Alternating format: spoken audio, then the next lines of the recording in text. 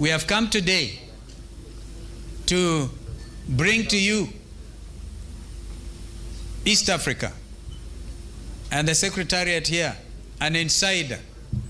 I've discovered that your Deputy Secretary General, one of them, and we wish the other one a quick recovery. In fact, it was good to see him.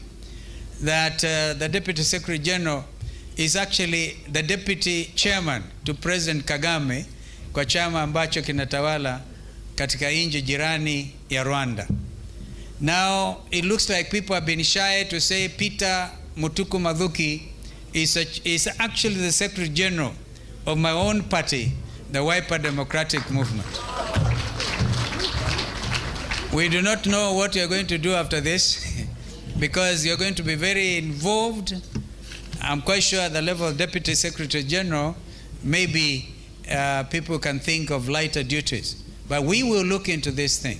Therefore, Believers Wiper are so proud of you that we have donated you to East Africa because you are one of our very best.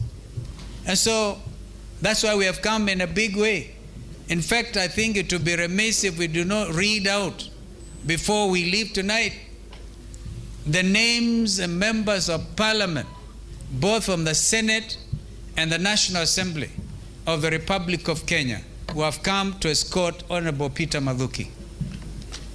It is a sensation at home, but Kenyans also realize he's going to be an impartial Secretary General. He's not going to act partially with regard to matters to do with Kenya. He's a Secretary General of the East African Community. He's not a Secretary General for Kenya.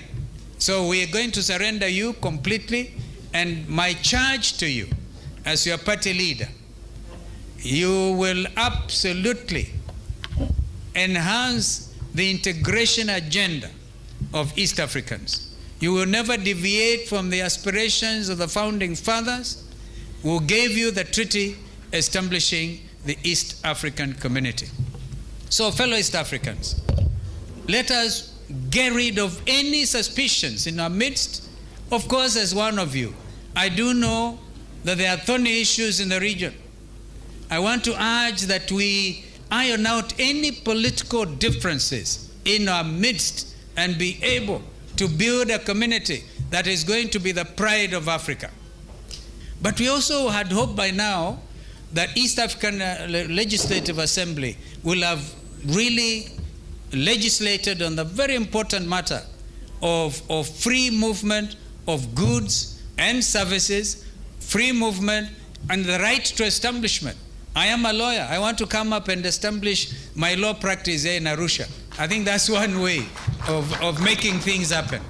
We really have therefore to relax, and Peter, I know you have a relaxed mind. Do not spare any effort in making sure that East Africans, first of all, trust each other.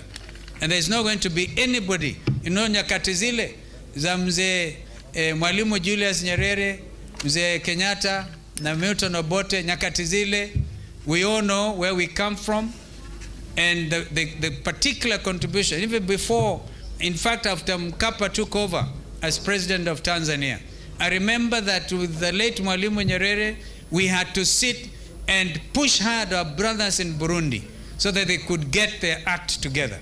When I see Burundi strong in the community, I feel that Mwalimu Nyerere, wherever he's resting in relative peace. So let us not really, we must remove any cobwebs, make this community good to do business, because if we do serious business, we'll be able to fight the poverty which has been afflicting our people.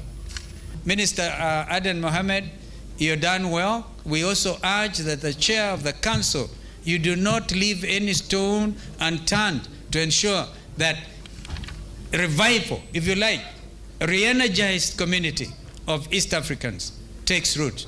This is why we've even come with our governors, because the Maasais in Namanga cannot understand why they cannot just walk across the border without going through Namanga or checkpoint or whatever. The moment we shall be able to see East Africans driving without even carrying the East African passport or whatever, I think some of us will be very happy.